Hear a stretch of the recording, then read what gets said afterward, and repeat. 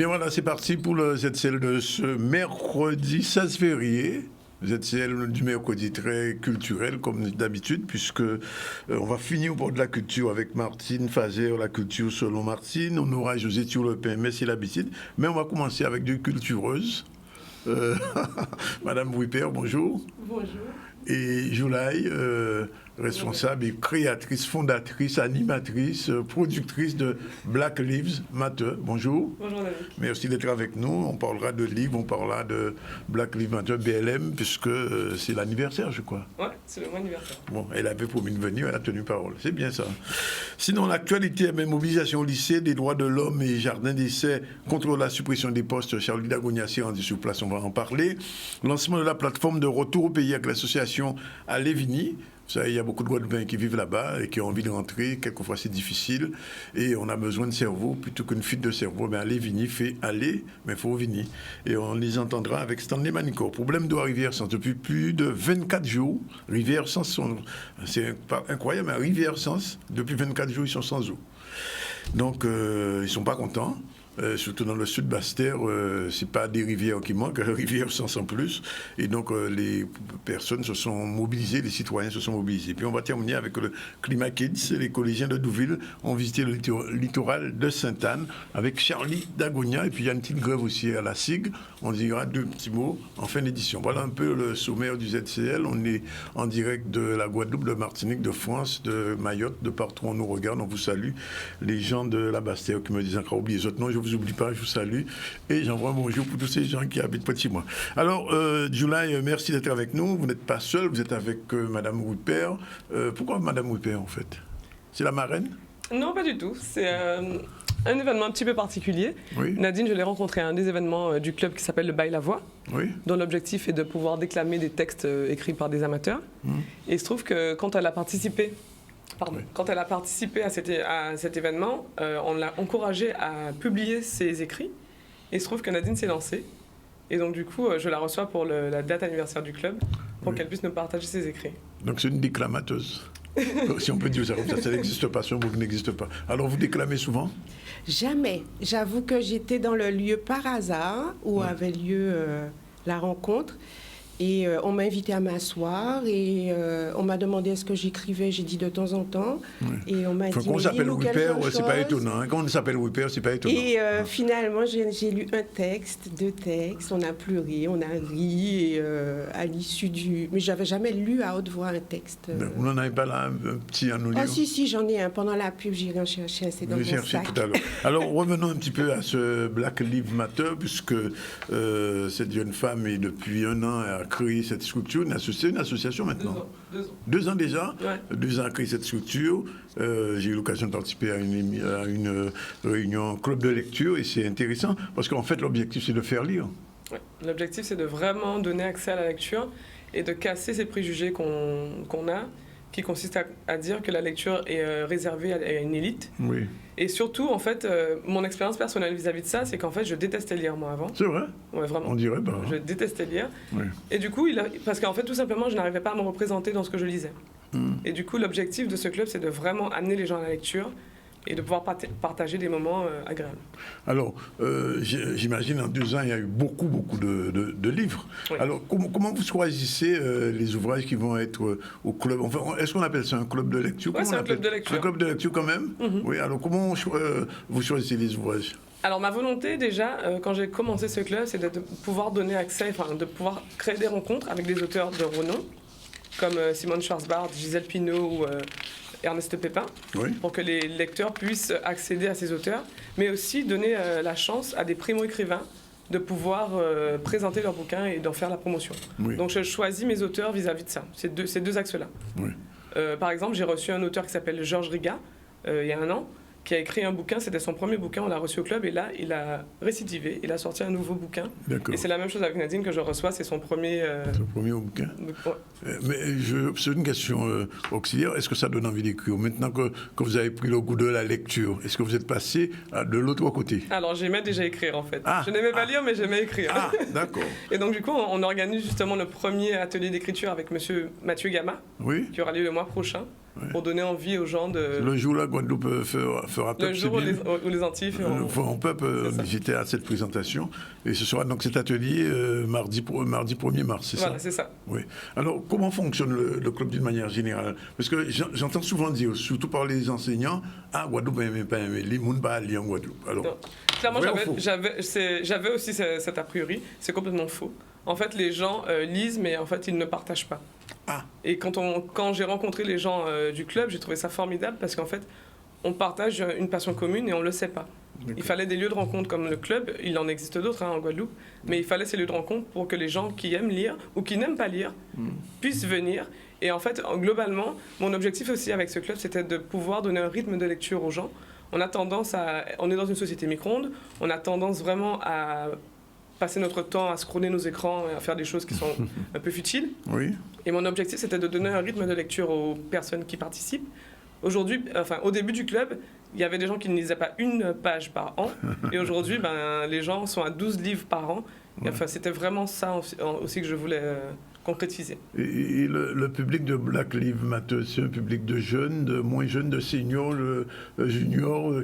Ce qui est génial, c'est que c'est un public de tout. C'est représentatif de la Guadeloupe. Ah bon, c'est transversal? Complètement. Il y a des jeunes, des moins jeunes, des blancs, des noirs, des Indiens, de tout. Ouais. Et ça, c'est vraiment la force du club. Oui, d'accord, et ça fonctionne bien. Alors, l'autre chose, c'est que quand vous avez choisi le titre Black Lives Matter, j'imagine c'est un petit clin d'œil quand même. Ah ben complètement. Et puis il n'est pas petit, le clin d'œil, il est plutôt gros. L'objectif, c'était vraiment de donner une identité au club. Parce que mon but, c'est de promouvoir la littérature afro. Oui. Au début, le club s'appelait Méli Mémo.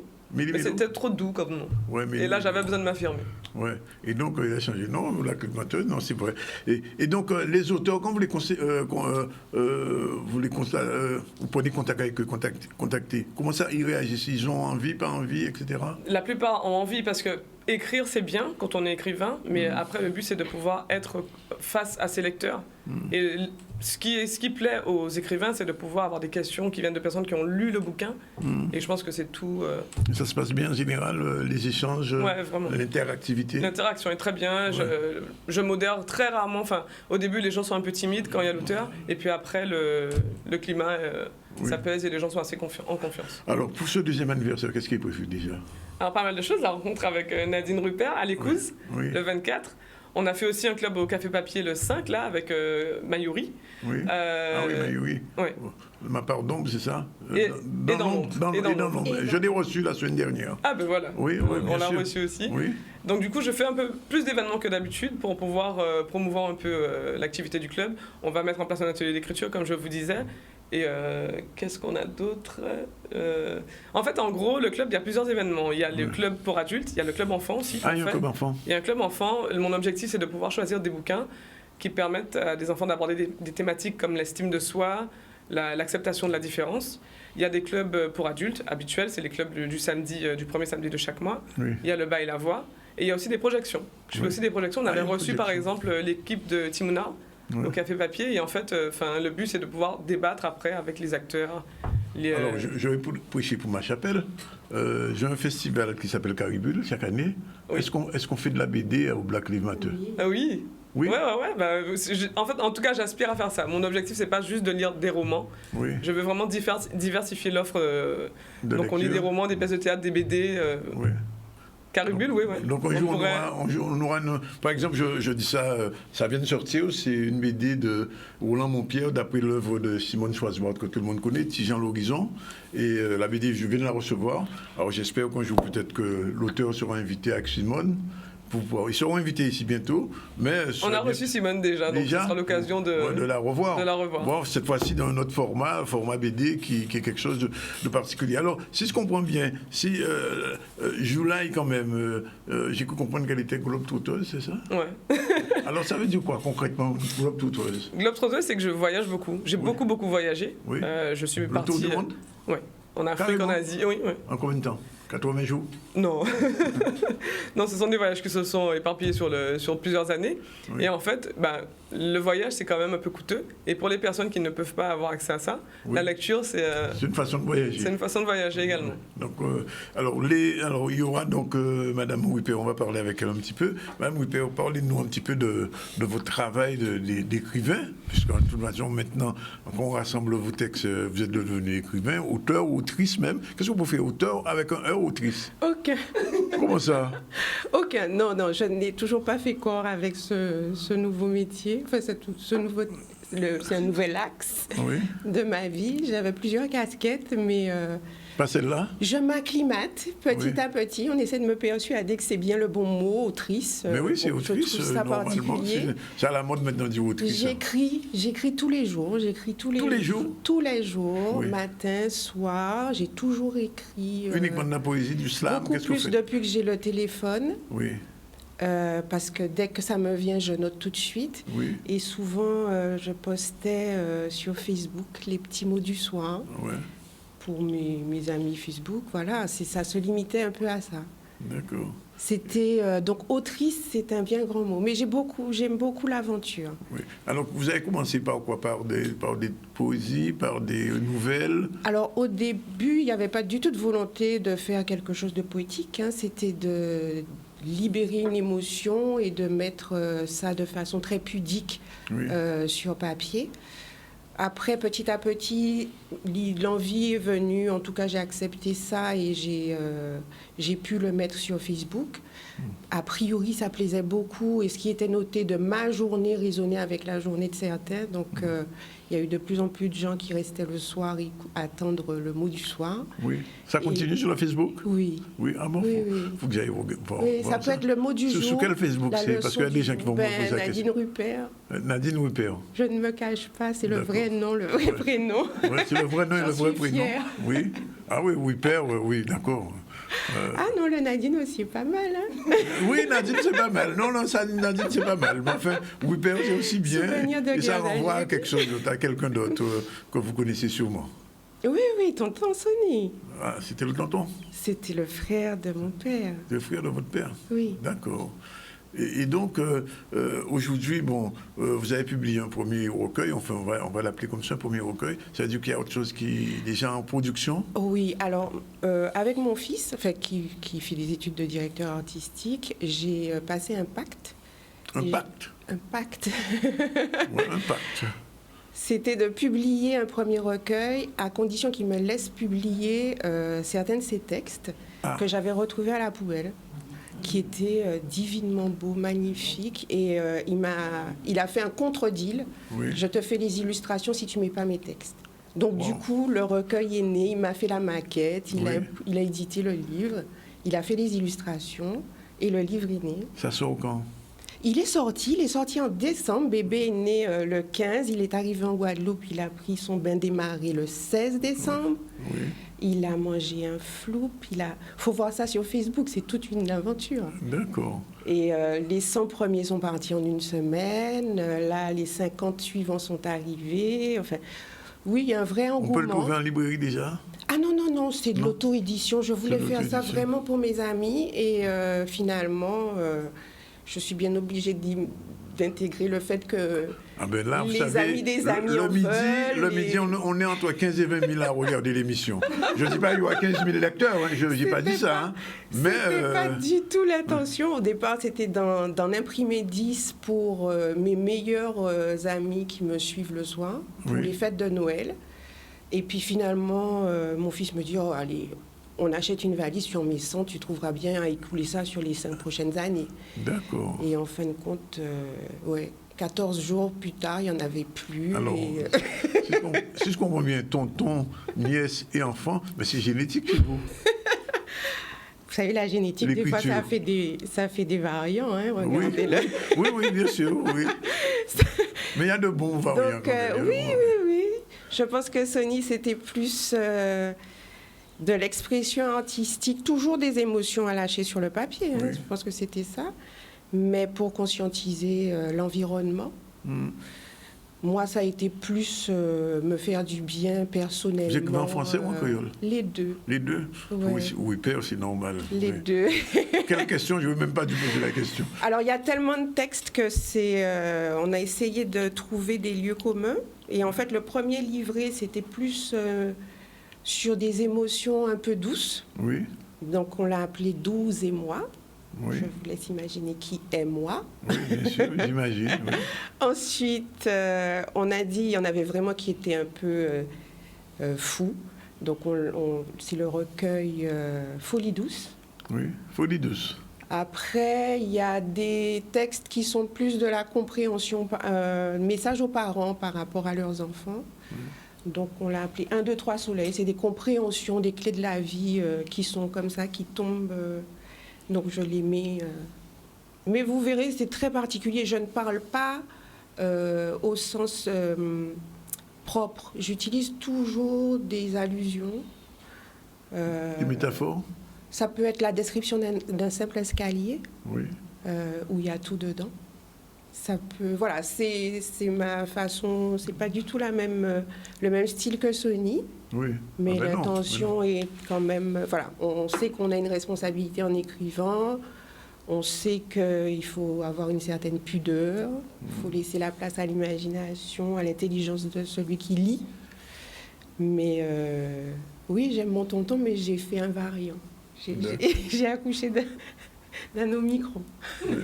Mais July, ça a été une bonne idée d'emmener Nadine. Je suis Ah ravie. non, je confirme. Hein. Ah, je suis ravie. Ouais. En quoi? Non, mais ce que vous dites, c'est particulier et puis c'est intéressant. Et donc le dernier, Oui, qui sera l'étoile de la boîte de livret, oui. parce que c'est à vert, jaune, rouge. Le dernier, c'est l'étoile, ça sera le recueil créole. Donc, et ils ont un roman un jour?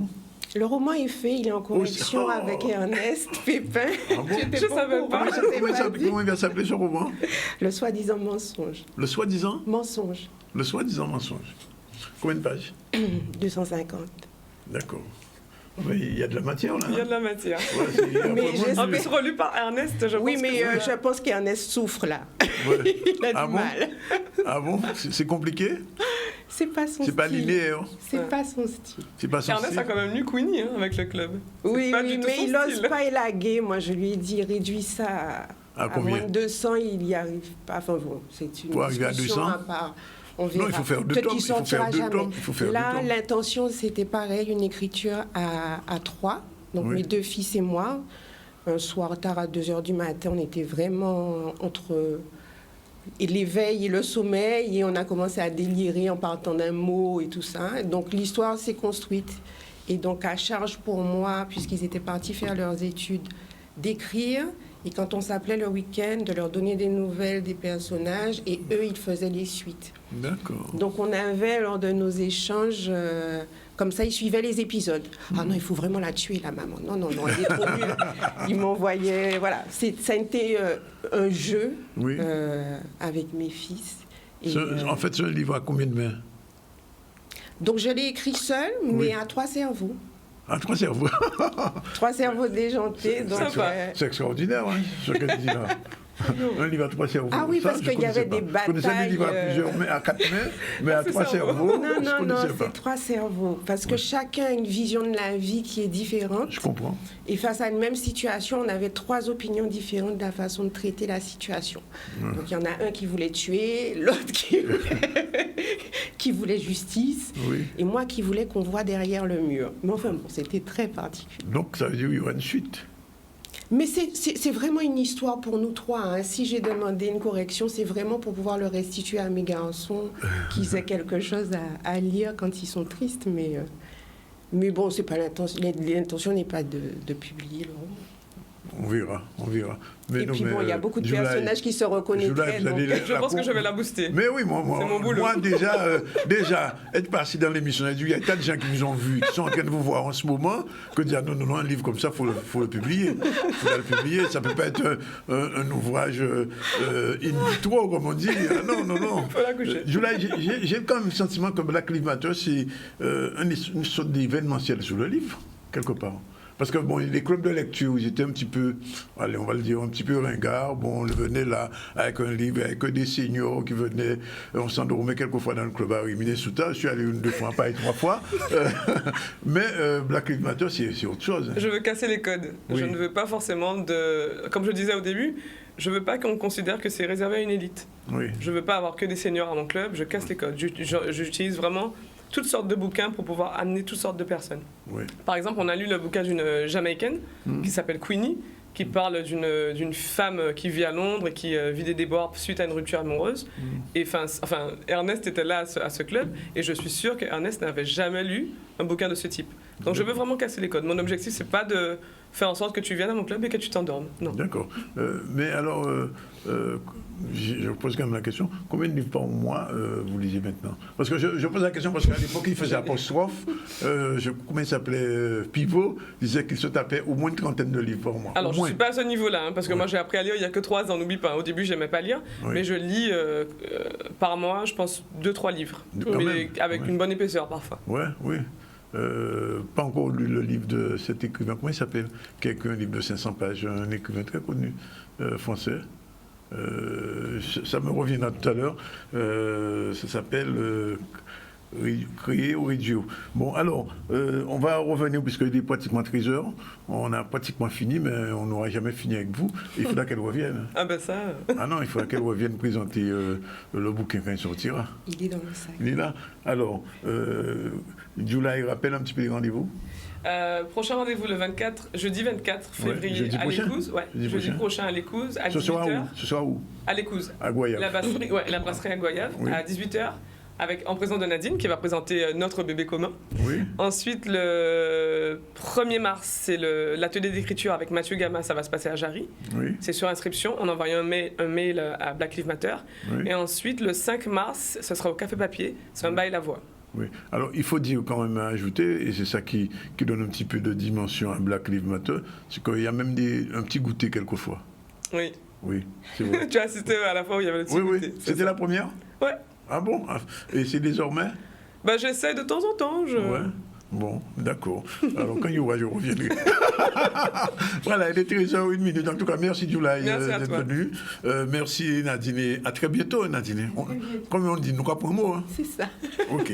Allez, 13h01. On prend la première pause. On se retrouve tout à l'heure avec notre prochain invité, Willy Rosier, directeur du CTIG. C'est tout de suite. C'est après.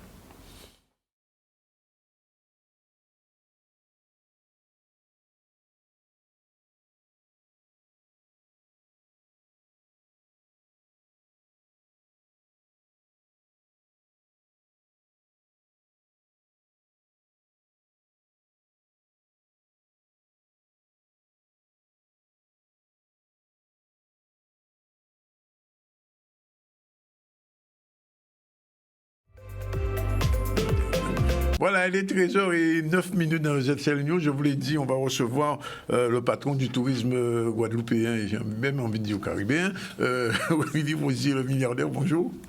Bonjour Danick, bonjour à toutes, bonjour à tous. Merci de ce titre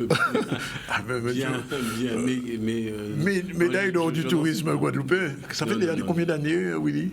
Non, ça fait 11 ans que je suis au comité du tourisme des îles de Guadeloupe avec ma modeste contribution à l'essor de ce secteur. Après avoir fait le tourisme martiniquais aussi. Bon, on y revient dans un instant. On va faire un petit tour dans l'actualité. L'actualité, c'est cette mobilisation ici de droits de l'homme et au Jardin d'essai, puisque ces personnels-là se battent contre le fait qu'il y a des suppressions de postes. Il y a eu des réunions, plusieurs réunions, mais visiblement, ça n'a pas suffi, puisque aujourd'hui, au Jardin d'essai au lycée de droits de l'homme, il y a une suppression de poste. Ce que dit la rectrice, c'est la question qui se pose. Les syndicats sont inquiets.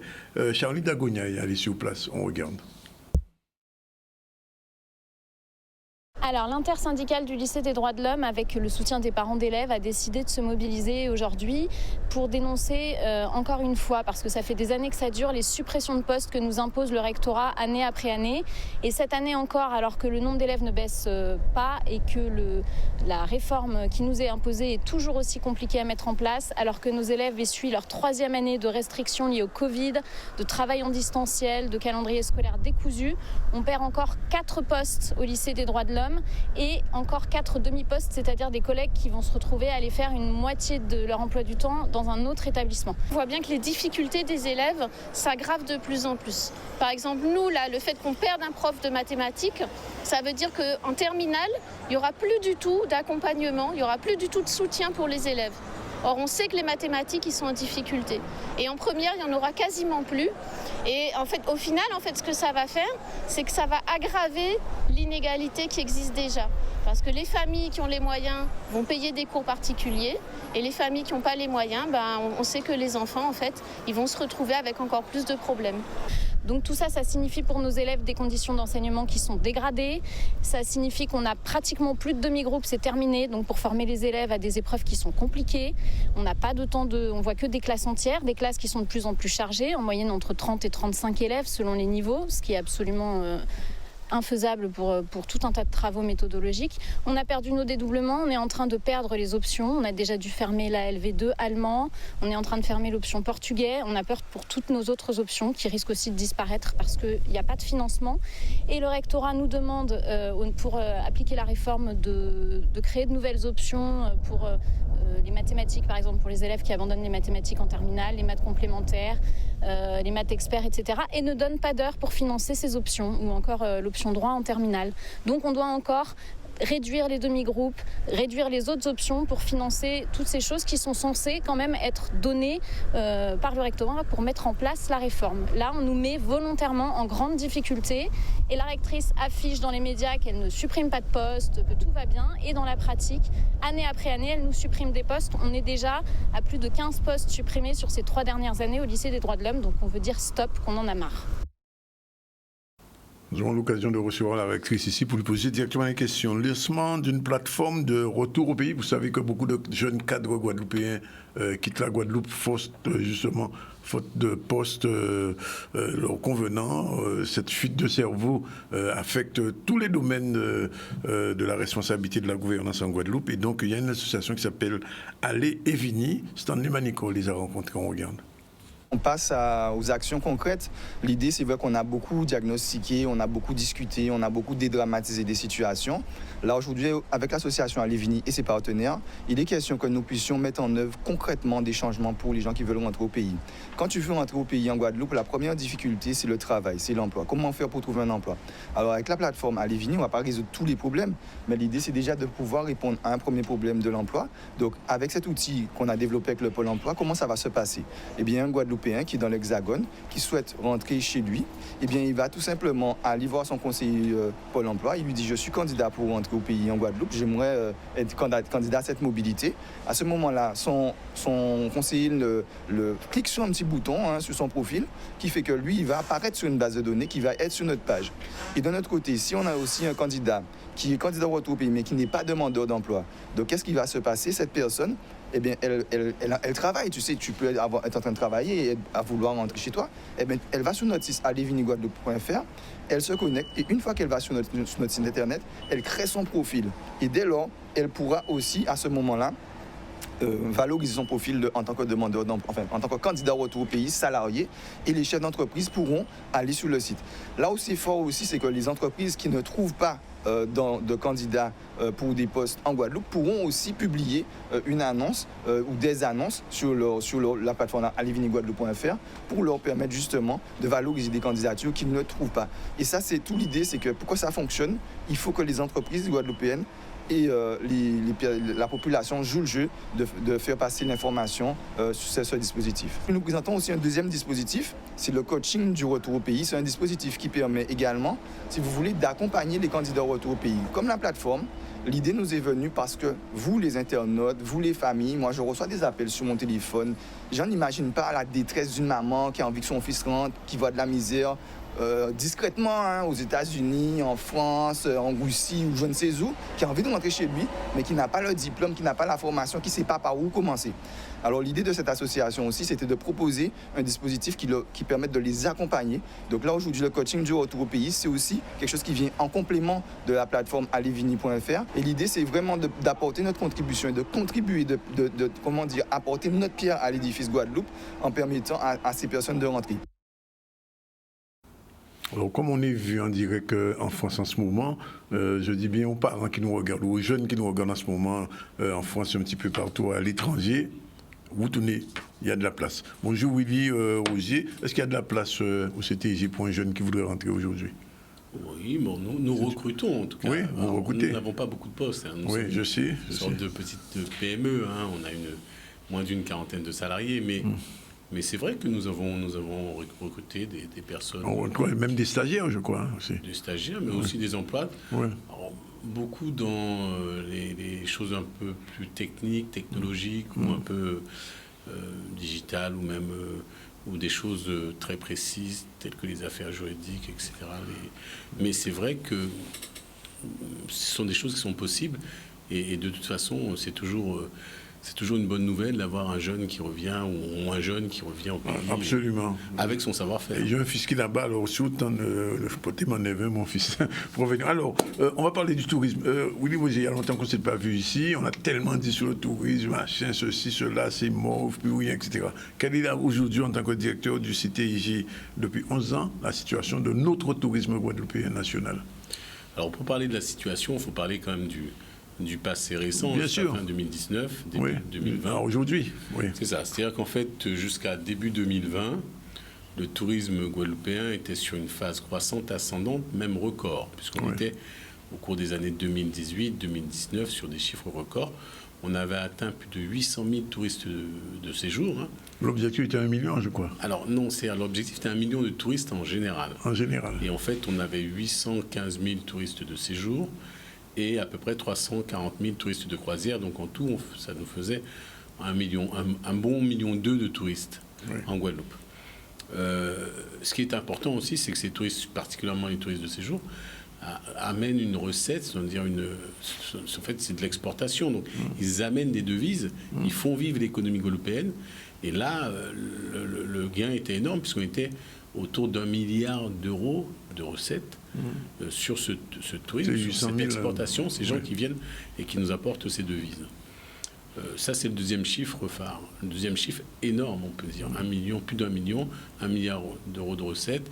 Et puis le troisième chiffre, c'était aussi le fait que, globalement, on avait, dans le tissu même économique touristique, on avait une vraie dynamique. Vous l'avez couvert à plusieurs reprises, un Canal 10, avec un certain nombre d'hébergements hôteliers et peut-être plus petits aussi, les hébergements alternatifs, donc soit des résidences, soit des gîtes. En tout cas, on avait une offre qui était beaucoup plus consistante, beaucoup plus haut de gamme, avec un mouvement d'ensemble, et puis aussi beaucoup plus diversifié, avec notamment les jardins, les activités, la restauration, les services. On avait dans tous les domaines de la vie économique touristique des nouveautés, des choses qui montrent le dynamisme de la destination, et puis des choses de bonne gamme. On avait une belle créativité.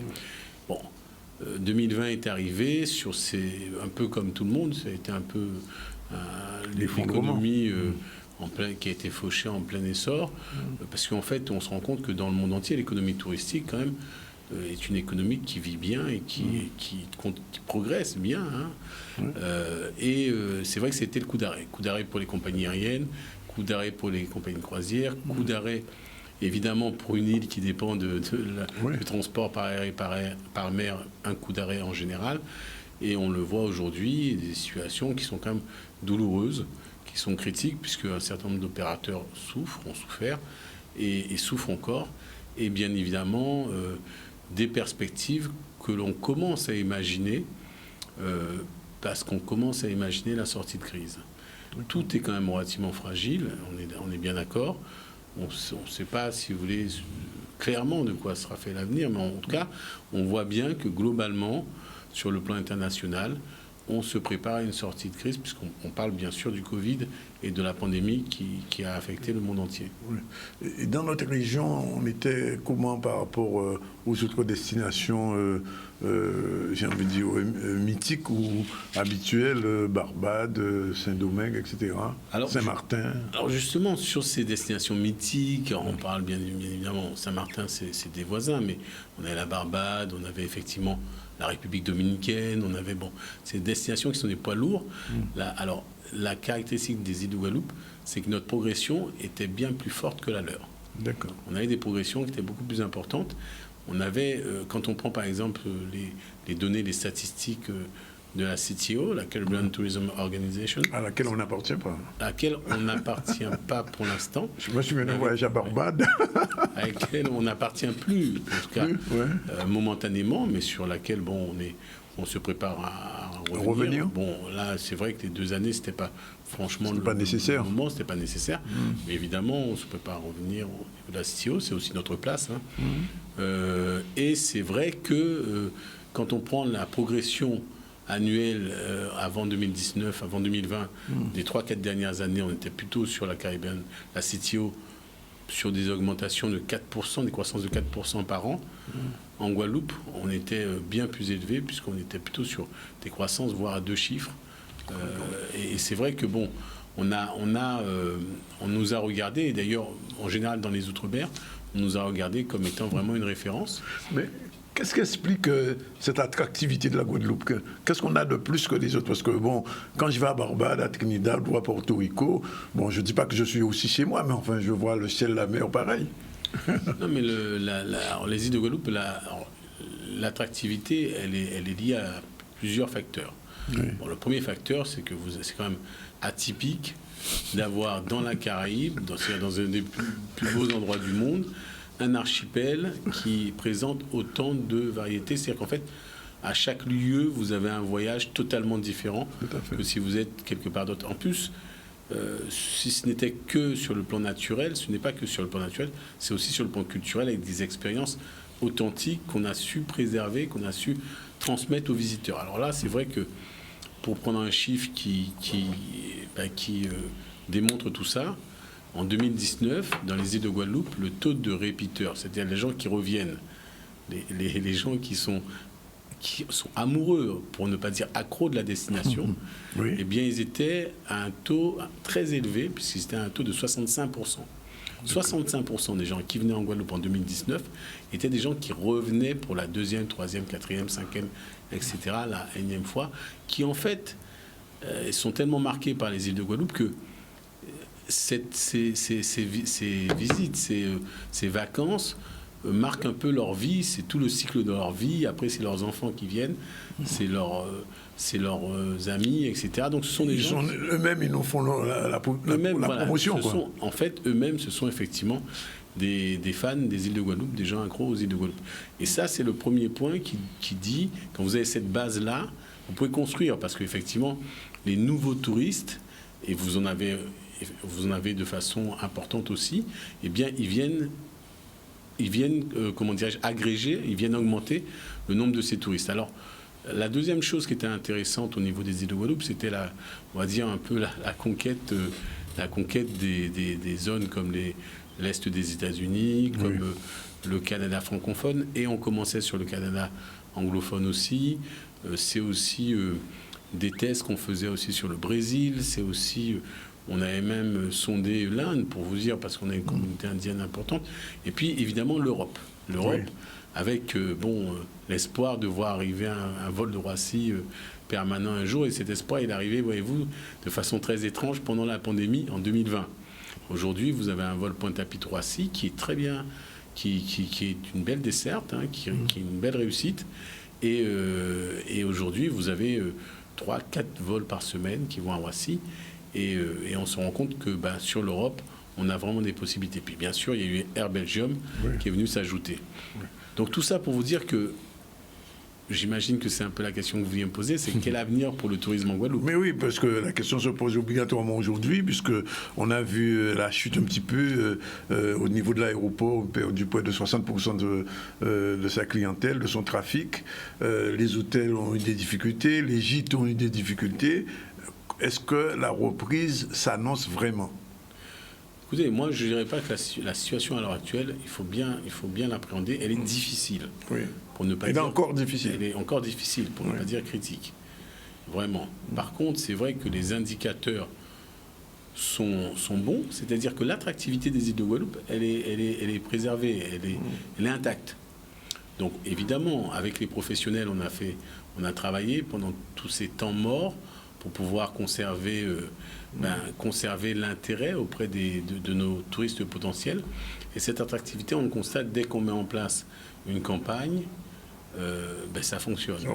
Alors, la nouvelle, par exemple, pour le marché France, c'est la grande nouvelle, c'est que la campagne la prochaine campagne aura lieu à partir du 28 février. Dans quelques jours, nous lançons une grande campagne nationale sur les écrans de TF1, de M6, de France Télévisions, sur une grande campagne digitale aussi, avec énormément de retombées.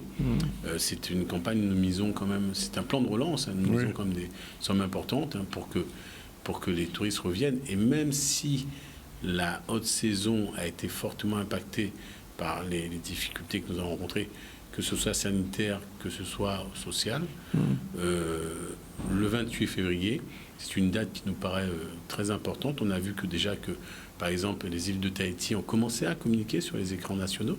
Et nous, on va arriver au bon moment pour pouvoir réinjecter de l'attractivité, pour pouvoir réinjecter de l'envie de venir dans les îles de Guadeloupe, et puis pouvoir aussi préparer la fin de la haute saison, la saison intermédiaire, et puis on est déjà sur la nouvelle saison à partir de septembre 2022.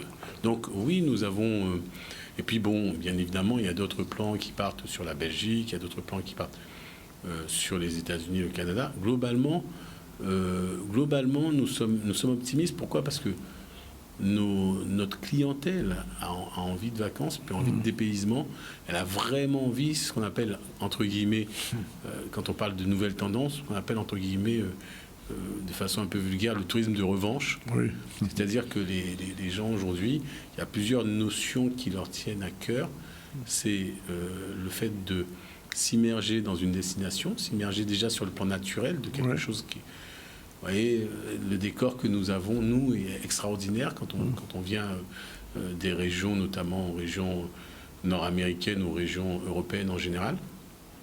Et puis, il y a aussi le fait de s'immerger dans la culture, de s'immerger aussi dans les aspects liés, entre guillemets, maintenant au développement durable, c'est-à-dire à la préservation des sites où ils vont. Et ça, bon, il y a des notions aujourd'hui qui sont très importantes. Bon, on parle de tourisme régénératif, de tourisme écotourisme. Enfin, toutes ces notions-là sont très importantes. Mais le tourisme de revanche, dont je parlais tout à l'heure, c'est vraiment quelque chose qui prend encore de nos clientèles. Et elles n'attendent qu'une chose, c'est qu'aujourd'hui, eh bien, les destinations qu'elles aiment, les destinations qu'elles ont envie de retrouver, eh bien, soient ouvertes et prêtes à les accueillir. Alors, il y a quand même un petit souci, c'est la croisière. Oui, alors effectivement, il y a un point d'interrogation sur la croisière, puisqu'on sait très bien qu'il y a des protocoles, il y a des choses qui sont à l'étude pour que les croisiéristes reviennent. On sait aussi que bon, la croisière a eu quand même malheureusement une publicité qui a laissé des traces. Donc là encore, pour l'instant, c'est un point d'interrogation. On n'a pas de certitude sur le retour de la croisière en 2022. Enfin, pas dans l'immédiat, en tout cas. On n'a pas de certitude sur le retour en 2022. Pour l'instant, c'est un travail qu'on est en train de faire avec les compagnies et bien évidemment... Alors, vous avez parlé, Willy, tout à l'heure de campagne de promotion. Quelle va être la thématique ? Alors, si vous voulez, nous, on reste... Alors, c'est vrai que je pense que vous connaissez le film institutionnel des îles de Guadeloupe, Il y a tant d'îles en elle, avec un film pour chaque île, Marie-Galante, Les Saintes, des Irades, de Basse-Terre et Grande-Terre. Et puis c'est un film qui parle du cycle de vie, c'est-à-dire qu'en fait, on revient toute sa vie, on crée ses plus belles émotions dans les îles de Guadeloupe. Donc ce film, c'est celui-là qui a été réinventé, qui a été retravaillé un peu pour dire, écoutez, ça y est, nous sommes prêts et ça y est, vous pouvez venir, vous pouvez nous retrouver. Enfin, c'est le moment, quoi. Et donc, un nouveau script. Alors, parce que j'imagine qu'on savait que vous allez venir, il y a des gens qui m'ont appelé. Quel est le message que vous avez envie de faire passer aux pros ? Écoutez, aux pros, moi, d'abord, c'est un message de grande solidarité. D'abord, c'est un message vraiment où on est quelque part, et on peut parler de souffrance commune. Comme eux, on a vécu, on vit ces moments de façon douloureuse. On a mis aussi en place un certain nombre de dispositifs, que ce soit nous, mais les autres aussi, institutions, la région, la CCI, les autres ont mis des dispositifs, mais le CTJ aussi, dans des dispositifs où il ne faut pas hésiter à nous contacter, à intégrer la plateforme des îles de Guadeloupe, où déjà on a pratiquement 2000 professionnels au sein de la plateforme digitale des îles de Guadeloupe. On a mis en place aussi un dispositif d'aide qui s'appelle les bons plans marketing, c'est-à-dire que quand vous investissez 100 euros ou 1000 euros, eh bien nous, on investit la même somme à vos côtés pour votre plan de relance, mais ça, bien évidemment, donc, avec un plafond, puisqu'on n'est pas malheureusement illimité dans nos possibilités. Et puis, on a mis aussi un certain nombre d'opérations comme ça, que ce soit ici pour pouvoir accompagner le professionnel, que ce soit sur les marchés où ils peuvent vraiment prendre connaissance de nos opérations et puis aussi parfois eux-mêmes entrer, être acteurs de nos opérations. Bon, évidemment, il y a des grands salons, puis il y a aussi la Route du Rhum qui arrive, qui sont des temps très très forts. Oui. Maintenant, aux professionnels, ce que je leur dis en dehors du message de solidarité, moi je pense que ce qu'on constate dans les îles de Guadeloupe, c'est on constate qu'on a un fort pouvoir innovant. On constate qu'on a aussi aujourd'hui un niveau de professionnalisme, d'accueil et de qualité du service qui est reconnu. Autant c'était notre point faible, autant c'est devenu notre point fort. 99% de taux de satisfaction, 80% de gens très satisfaits de l'accueil et du service dans les îles de Guadeloupe. Ça, ce sont les enquêtes aux frontières. Ouais. Aujourd'hui, ce sont des points forts de la destination. Après, ce que je leur dis, moi, c'est que... de ne pas se décourager, puis deux, surtout, je leur dis que aujourd'hui, il faut vraiment, il faut être de retour, il faut retrouver son dynamisme, se faire la place qui est celle des îles de Guadeloupe dans le concert de la concurrence, qui de toute façon sera...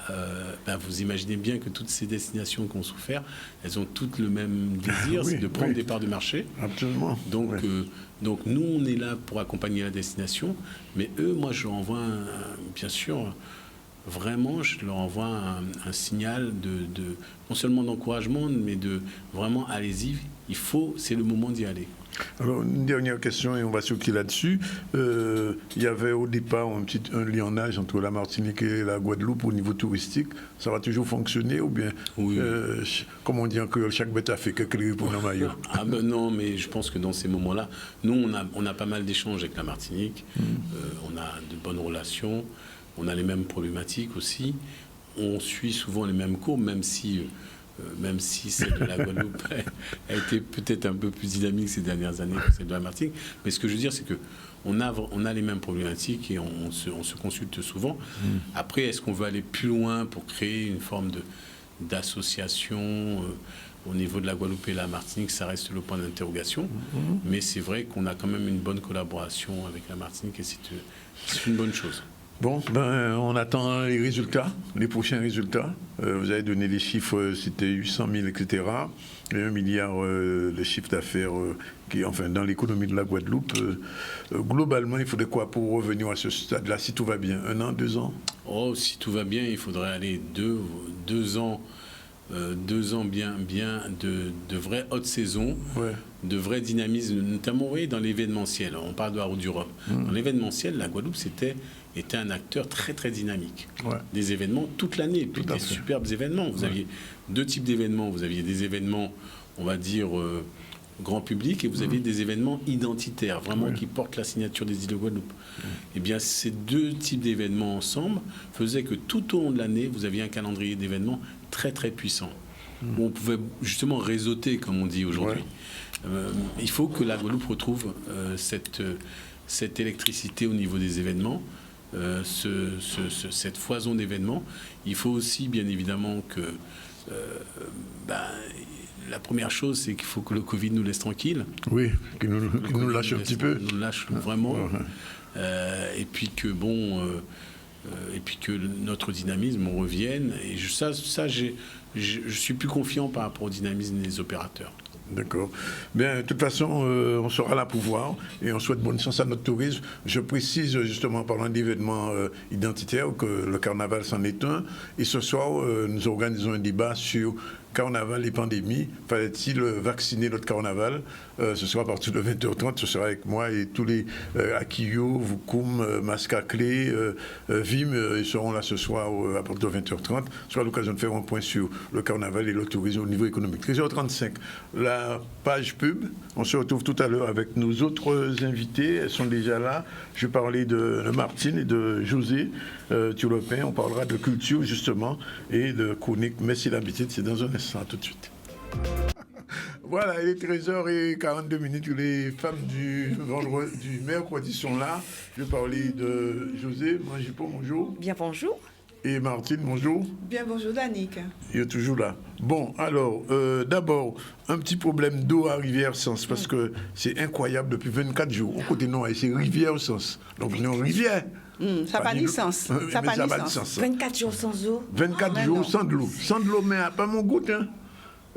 Donc, ça, c'est insupportable. À Saint-Claude, c'est pareil. Reportage Olivier Félix.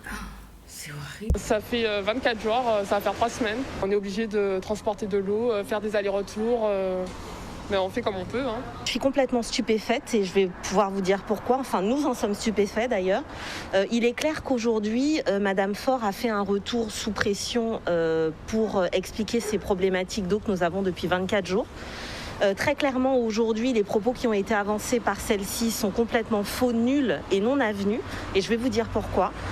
Il paraîtrait que nous ayons un tour d'eau qui soit prévu sur la commune de Gourbert. Voilà 24 jours que nous sommes sans eau et nous n'avons jamais été au courant de ce tour d'eau.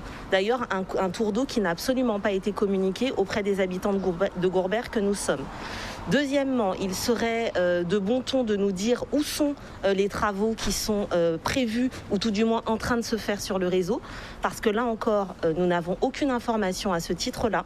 Il faut savoir que nous nous sommes renseignés auprès des différentes sections de la commune de Gourbert et il s'avère que simplement sur la section de Valcaner, aujourd'hui, il y aurait quelques travaux qui se font au niveau de Valcaner, donc aucun travaux par ailleurs.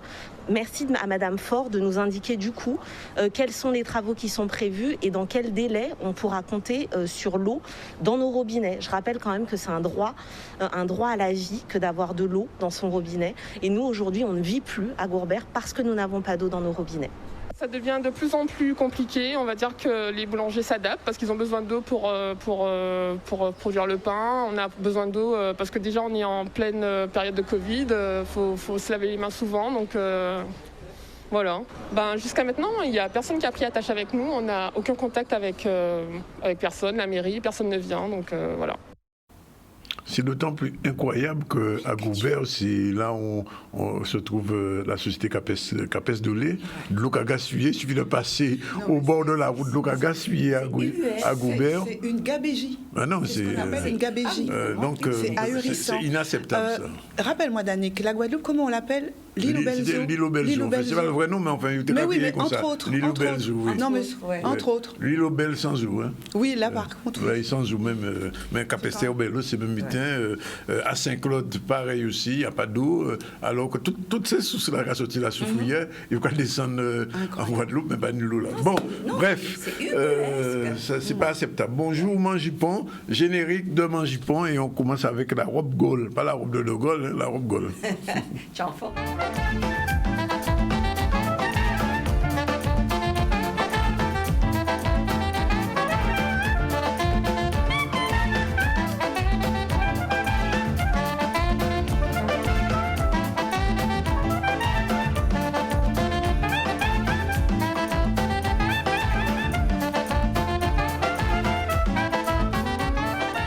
Mangipon, bien bonjour. Bien bonjour. Bien merci. Ah, bien tout bonnement. Parce que l'autre jour, nous pas avoué, nous battons bien. Qu'on l'a battu docteur. On l'a battu docteur. Voilà, ça est docteur. Bon, alors, robe Gaulle, sous les vagues du temps.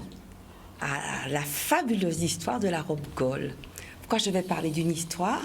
Parce que la robe Gaulle n'est plus seulement un élément pour couvrir le corps, mais elle va traverser des époques, des nuances pour aujourd'hui exprimer quelque chose de complètement différent que ce qu'elle exprimait à sa naissance. Donc aujourd'hui, on va parler de cette robe Gaulle davantage à travers le langage destiné à signifier, pas seulement à cacher, mais ce costume qui va se détacher de sa matérialité pour s'exprimer à la façon de le porter, de le regarder et de l'interpréter.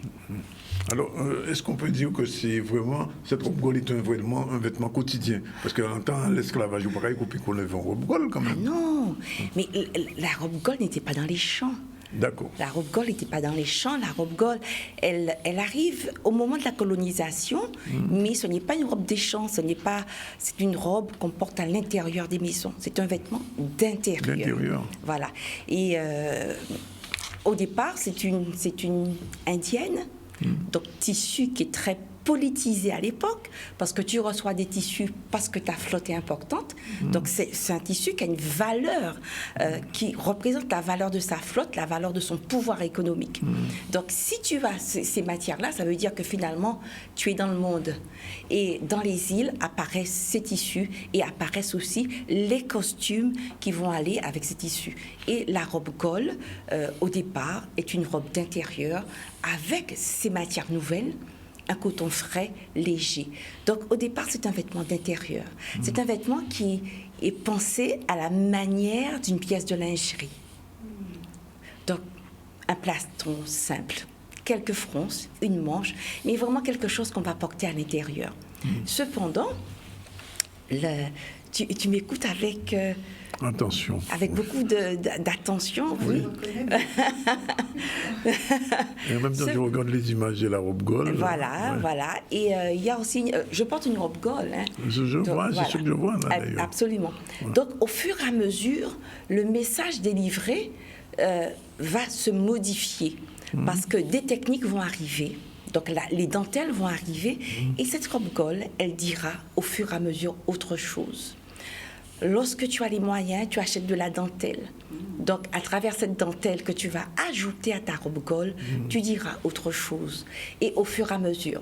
Et la robe Gaulle, elle va devenir une pièce, une robe que l'on va porter, que les femmes vont porter après les grandes cérémonies.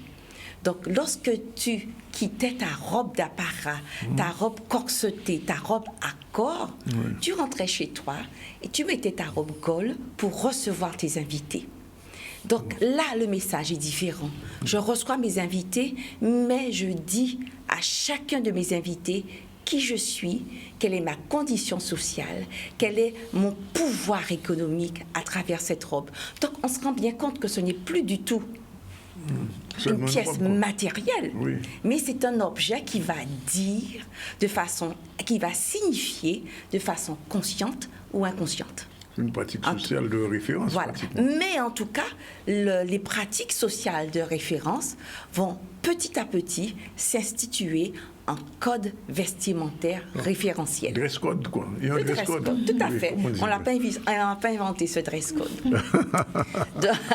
Donc, la robe Gaulle est aujourd'hui l'une des pièces majeures, je dirais, de la garde-robe créole, l'une des pièces les plus significatives de la garde-robe, parce que à elle seule, elle va catalyser technique, savoir-faire, tissu et époque. Donc, on voit bien que c'est une robe qui ne va pas représenter une époque, mais c'est une robe qui va représenter une succession d'époques. Donc, parce que, au fur et à mesure, les techniques, on les mettait une à côté de l'autre, une ne poussait pas l'autre, mais elles venaient s'agglomérer, s'amalgamer, se confronter, cohabiter ensemble pour laisser naître cette pièce nouvelle, cette fleur nouvelle qui répond à une esthétique très particulière et unique. Chaque robe Gaulle est unique. Chaque robe Gaulle est une histoire, est une expérience sensorielle. Il y a des déclinaisons de cette robe Gaulle? Absolument. Alors, on va commencer par la matinée, qui est la plus ancienne des robes Gaulle, et c'est aussi celle qu'on voit le moins aujourd'hui. Ça se comprend par son âge. Donc, c'est la robe qui va répondre à un savant compromis de 2 pièces. Donc, on aura la tunique avec son plastron. On aurait aimé avoir la photo de la matinée. Donc, la tunique avec son plastron, puis la jupe qui va compléter cette tunique, voilà, avec les mêmes... Alors, la jupe sera décorée avec la même esthétique, la même lecture, la même écriture que le plastron. Donc, en fait, c'est un ensemble, c'est un compromis en 2 pièces. Au départ, cette robe Gaulle était en 2 pièces parce que on allait l'utiliser de deux façons. Avec une tunique simple, on allait l'utiliser pour les travaux du quotidien de la maison. Et avec une tunique plus élaborée, on la gardait un peu plus tard lorsqu'on allait recevoir ses invités. Donc la robe Gaulle, vraiment, si c'est une robe qui raconte une histoire, c'est bien celle-là. Parce qu'elle raconte l'histoire de l'intérieur. Mais on verra dans une prochaine partie comment ce vêtement d'intérieur est devenu un vêtement d'extérieur avec tous les codes qu'elle bouscule, qu'elle bafoue pour créer finalement une autre lecture de cette robe Gaulle. Une dernière question très, très rapidement. La robe Gaulle était en quelle couleur au départ? En quel tissu? Toujours blanc. Parce qu'à l'époque, on n'avait pas de colorant, on n'avait pas encore de pigments de textile. Donc l'indienne arrivait en blanc. Donc la robe Gaulle est toujours blanche, avec des dentelles. On verra par la suite comment elle va s'émanciper, j'ai presque envie de dire, lorsqu'on aura ces florilèges de dentelles qui vont l'accompagner. Merci. Dans la prochaine édition, j'ai envie de dire, je mettrai en concurrence la robe Gaulle de travail et la robe Gaulle de cérémonie. D'accord. Bien, alors on va passer au deuxième aspect de la culture, et c'est le générique tout de suite de Martine, CSM. C'est parti, Jordan, c'est à toi.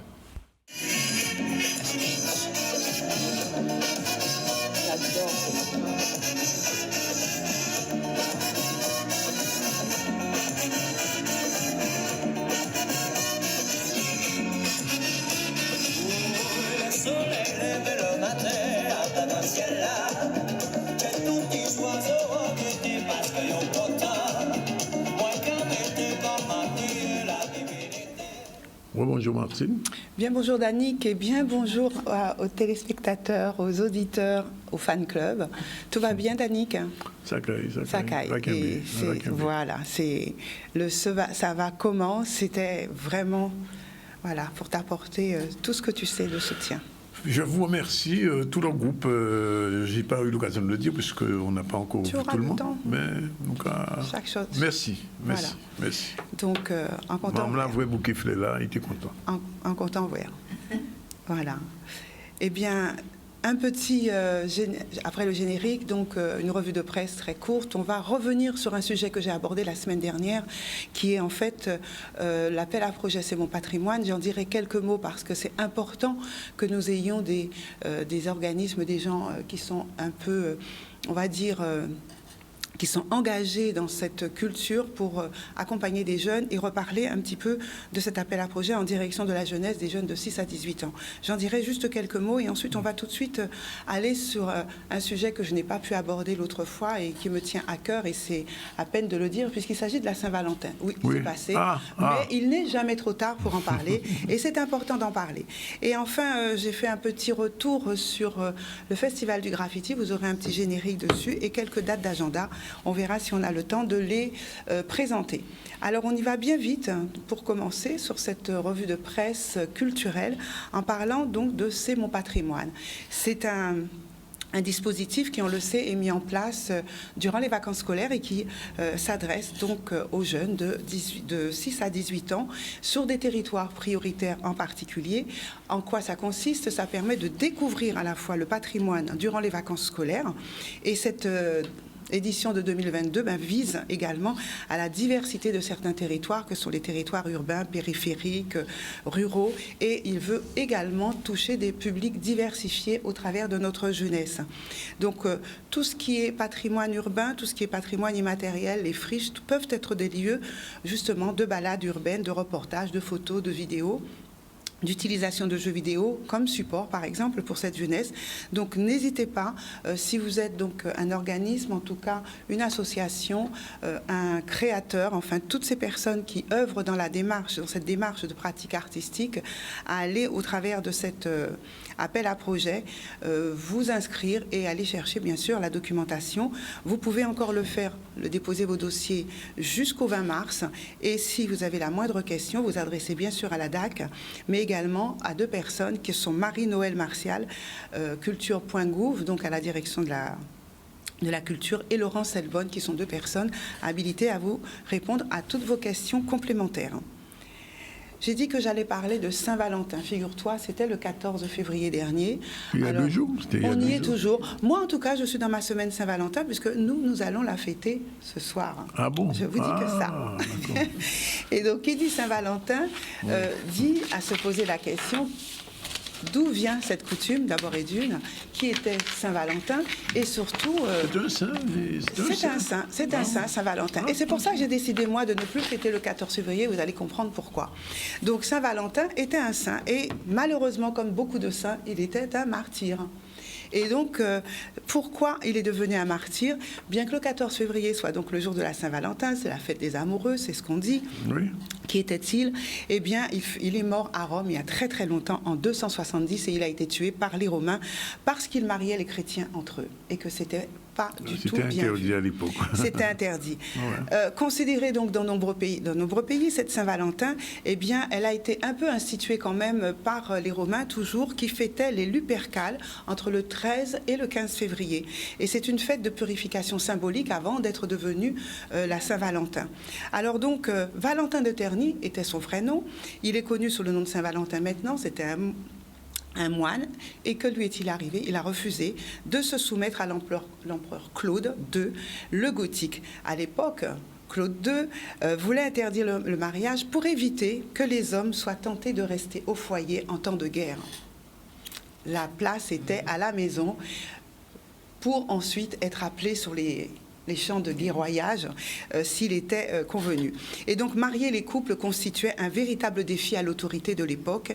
Et donc, Valentin fut interné dans un premier temps, emprisonné, parce qu'il voulait les marier. Et il se trouve que c'est là que Valentin a rencontré une personne qui a changé sa vie en prison, eh bien la fille de son geôlier. Et la fille de son geôlier était une jeune fille aveugle. C'est une très très belle histoire, puisqu'elle a demandé à Valentin de lui décrire le monde, puisqu'elle ne l'avait jamais vu. Et à force de rencontres, d'échanges, de partage avec cette jeune fille, ils tombèrent amoureux l'un de l'autre. Et le miracle se produit. Julia retrouve à la vue. L'histoire est très très belle. Ce miracle fut partagé et relayé partout dans ce monde-là, si bien que Claude II le Gothique, qui n'aimait pas les chrétiens, il décida donc de condamner Valentin, et cette fois-ci à mort. Et Valentin est devenu un martyr, et c'est un pape, le pape Gélas, qui décida, pour honorer la mémoire de ce moine qui a fait beaucoup de bien autour de lui, de le mettre à l'honneur le 14 février et de baptiser cela un peu la fête des amoureux, puisque c'est l'amour qu'a rencontré Valentin dans cette prison avec la fille de son geôlier qui ont provoqué tout ce changement, et également qu'on instaure cette journée en hommage aux amoureux. Donc vous saurez tout de cette Saint-Valentin, et maintenant quand vous allez célébrer ce jour, vous regarderez ce jour sous un nouveau jour, si je peux m'exprimer ainsi. Il ne faut pas que ce soit une fête uniquement ce jour-là pour les amoureux, mais toute l'année, bien sûr. Et attention à ne pas la faire devenir. Voilà, attention à ne pas la faire devenir. L'amour, c'est toute l'année, mais la Saint-Valentin, c'est pas toute l'année. C'est pas toute l'année. Ah non, moi, je m'inscris en faux. Moi, je suis pour l'amour. Faux. Voilà. L'amour, c'est toute l'année. S'aimer, être amoureux, c'est toute l'année. Ça veut dire que Saint-Valentin, c'est un jour, l'amour, c'est un jour? Non, ça ne veut pas dire ça. Un jour spécial. C'est un jour spécial. Une coloration particulière. Et tu peux choisir ce jour-là à n'importe quel moment. Et si tu le fais toute l'année, ça ne peut pas être particulier. Bien sûr que non. Bien, mis ou un problème avec Mangipon. En tout cas, on offre des fleurs, et particulièrement des roses à la Saint-Valentin. Il y a un langage pour les roses. Une rose, il paraît que c'est un coup de foudre si quelqu'un te l'offre. 2 roses, c'est qu'on a un pardon. On a à se faire pardonner de quelque chose. Méfiez-vous. 9 une rose, coup de foudre, 2 roses, pardon. 9 roses. Pour moi, nous serons ensemble pour toujours. 12 roses, veux-tu m'épouser? Ah, 101 roses, je t'aime à l'infini. 24 roses, je suis à toi, et je suis follement amoureux lorsque tu as 36 roses. Je suis alors, mesdames, amoureux. comptez le nombre de roses qu'on vous offre. Allez, on passe à la culture, on y est toujours. Et cette fois-ci, c'est simplement pour faire un petit clin d'œil à l'association Texte en Parole et son comité de lecture jeune public qui ont annoncé la sélection des textes qui ont été retenus, textes dramatiques écrits pour la jeunesse en 2022 et issus bien sûr d'un appel à écriture théâtrale jeunesse qui a été lancé en août dernier. Donc, C'était le deuxième appel à écriture théâtrale, donc beaucoup d'élus. Le 1er juin dernier, le jury s'est rassemblé, a reçu un certain nombre de textes qui venaient à la fois de la France, de la Guadeloupe, de la Martinique, également d'Haïti. Et à l'issue de cela, eh bien, le jury de la Guyane aussi, et même de la République démocratique du Congo. Parmi ces textes, 5 pièces ont été sélectionnées par le comité de lecture, jeune public, 5 lauréats, à contre-courant Nos larmes, d'Emeline Octavie, qui vient de Guyane, Chair de poulpe, et non pas Chair de poule, qu'on connaît pour la lecture des enfants. C'est une collection pour enfants, Chair de poule, il leur fait peur. Chair de poulpe, de Laetitia Telot, France, Flou et le fantôme de Jarry, de Franz Durizo, Guadeloupe, le Lys 5 de Fanuela Lincifort de Haïti et Pas flippé de Lucie Labouze de France, Guadeloupe. Voilà, ces pièces vont rentrer au répertoire des éditions numériques et donc le jury, qui est composé d'élèves option théâtre de lycée et d'université, attribuera à cette sélection un prix et nous aurons bien prochainement donc des éléments à vous donner concernant cette remise de prix. Ai-je encore un peu de temps ou... Oui, 5. 5. Alors, je fais juste un petit rappel très rapide sur le PAG, qui est, comme vous le savez, le prix de l'architecture Guadeloupe, qui se tient toujours au MACT avec un certain nombre de conférences qui sont données autour de la maison de l'architecture de Guadeloupe et l'exposition PAG qui, aujourd'hui, est consacrée à présenter une 60aine de projets qui sont actuellement en cours, que vous pouvez aller visiter. Je crois que j'ai mis quelques photos. Donc, ce vendredi 18 février, particularité à 18h30 à l'auditorium, il y aura une projection sur le musée noir d'Olivier Hard sur la construction du National Museum of Africa. Et donc, dans le cadre de ce PAG, prix de l'architecture Guadeloupe, vous avez toute une exposition qui est encore en cours avec des planches, avec la méthodologie, mais également la spécificité de notre architecture.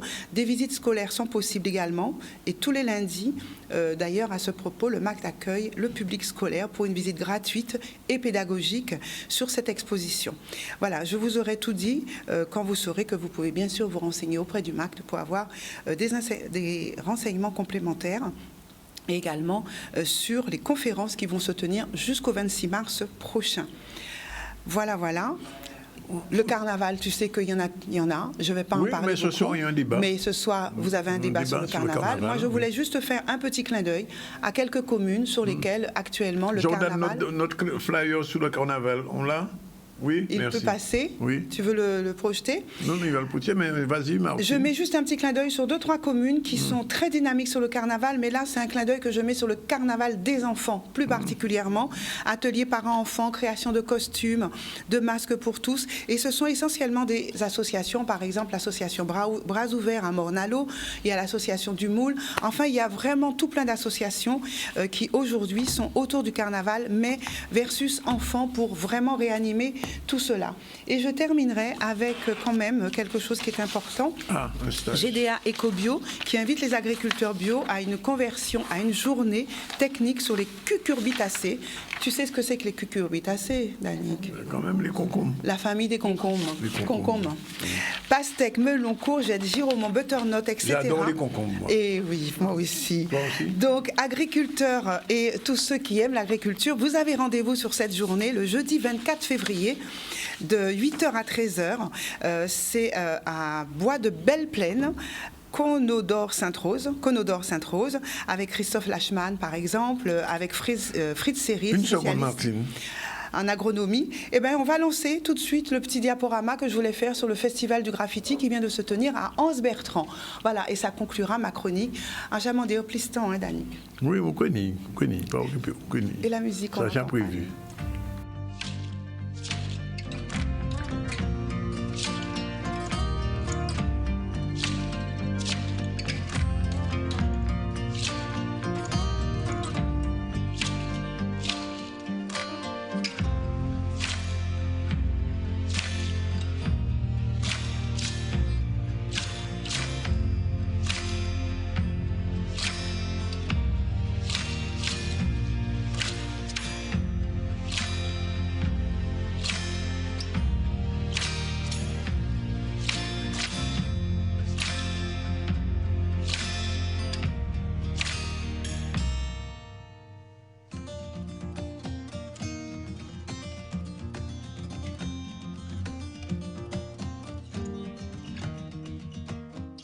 C'est fini pour aujourd'hui. On se retrouve demain. Alors, je rappelle très rapidement qu'on a reçu en début d'émission monsieur le directeur du CTIG. Je parlais de Willy Rosier avec lui.